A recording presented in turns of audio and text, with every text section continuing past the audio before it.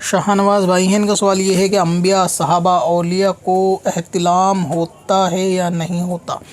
انبیاء علیہ السلام کے بارے میں تو علماء کا اتفاق ہے کہ انبیاء کو احتلام نہیں ہوتا، کیونکہ یہ نائٹ فال جو ہے وہ اس میں شیطان کا دخل ہوتا ہے،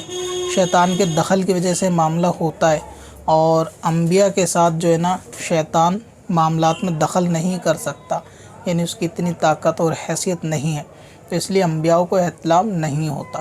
باقی اس میں اختلاف ہے کہ سوتے ہوئے ہی نہیں ہوتا یا جاگتے ہوئے انزال ہو سکتا ہے یا نہیں ہو سکتا، اس میں اختلاف ہے، لیکن سوتے وقت انبیاء کو احتلام نہیں ہوتا۔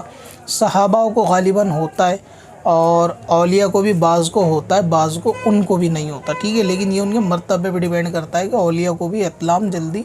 نہیں ہوتا یا یہ سمجھے کہ نہیں ہوتا، لیکن انبیاء کے لیے تو خاص یہ ہے عقیدہ کہ ان کو احتلام نہیں ہوتا۔ وزٹ کریں wazifa.sbswarsi.com پر اور اپنی دین و دنیا کی بھلائی کے لیے پائیں ڈھیروں آسان وظیفے۔